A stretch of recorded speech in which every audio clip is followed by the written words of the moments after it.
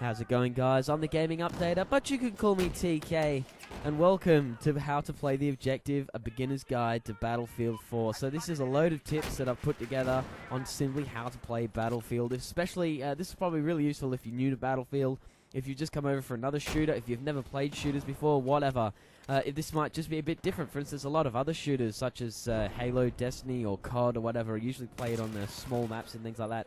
So I think at first, especially on next gen and PC, when you've got all these players, you've got these huge maps, it can be a bit daunting. So I've put these tips together for you, and let's get into it.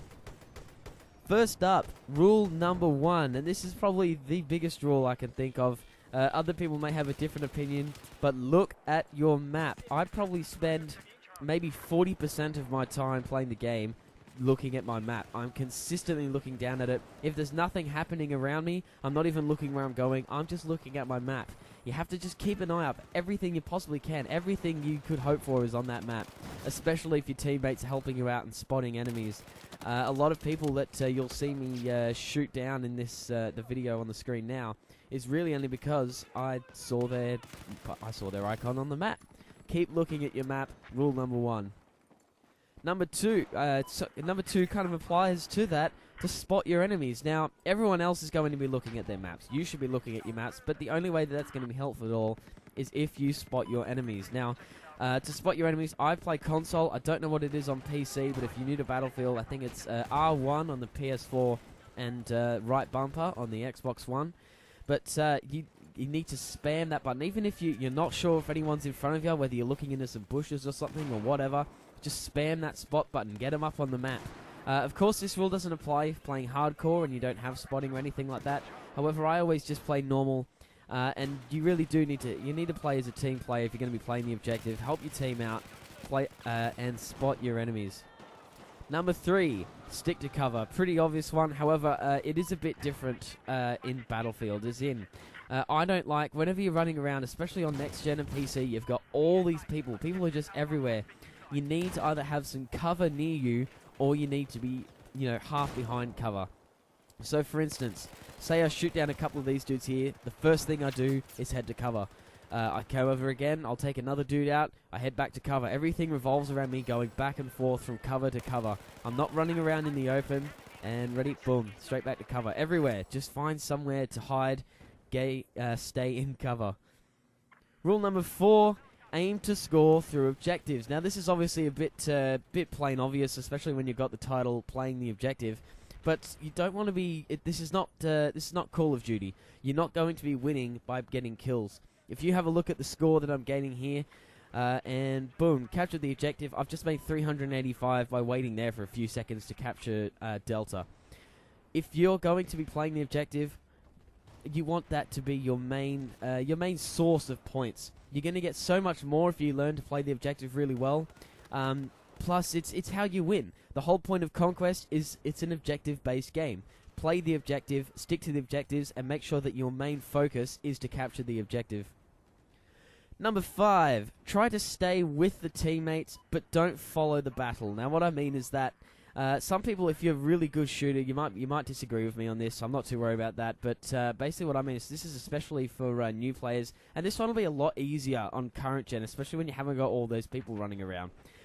But make sure it's always helpful to have some teammates around you. Like you saw a few seconds ago when I was revived. The only reason I've kind of gone charging in is because I had so many teammates around me. I had the support to charge in. And so I'm going to go running in there. I've got the people to back me up, and I've got the assists. However, if everyone, for instance, some maps you might find there's an objective, say, I don't know, Charlie. Everyone's at Charlie. Everyone, enemy, teammates, everyone's at Charlie. Why go to Charlie when there's a huge battle there, when you can probably pick up a couple of objectives by simply running over to the other side of the map? Now, you might be the only one going round, however, that's okay. Don't follow the battle, as in, try and stick to... I wouldn't say just go when no one is, because then you'll end up being picked off. That just seems to happen. There's always another person in Battlefield. But don't stick to the fight. You're not playing for kills. Play the objective. Pick up the objectives where there aren't as many people. Maybe if you're playing with friends, that's awesome. Head around as a squad, maybe 3 or 4 of you, just running around behind the scenes, picking up objective after objective. And, yeah, try to stay with the team, but don't follow the battle. Number 6, don't follow the kill. So this is the same sort of thing, except it's less about the battle where everyone else is and more about where you're going. You're not aiming for kills. If you see someone, if you're shooting at someone and you think you've got them half down on health, but they just run around the corner, let them go. Don't worry about it. Continue the objective. Don't follow them. You go chasing after that player, and you go chasing after that kill, you're only going to get taken out yourself, and if not, you've probably missed out on capping an objective anyway. Play the objective. Don't follow the kill. Let the kills come to you. If you're playing the objective, defenders will come to defend their objectives, especially say you and one other teammate are taking an objective all by yourselves. Eventually 1 or 2 kills come in, there's only one of them, you're going to get a few kills, and if you're playing the objective well, by the end of the match you'll probably have up around 20 to 30 kills. But don't go following them, because you're only going to limit yourself. Number 7, reload, and don't be afraid to use your sidearm. Now what I mean by that is always stick to cover, and always make sure you've got a full chamber of bullets. So for instance, you'll see here, I take out this dude, I head straight back to cover and reload. That's pretty much my routine after every kill, after every shot. If I have enough, unless there's people all around me and I need to waste my entire magazine, get back to cover, reload as fast as you can. In saying that, don't be afraid, if there's a lot of people around you, to use all your bullets. And then if you run out, pull your sidearm out. Don't get too afraid. Don't freak out.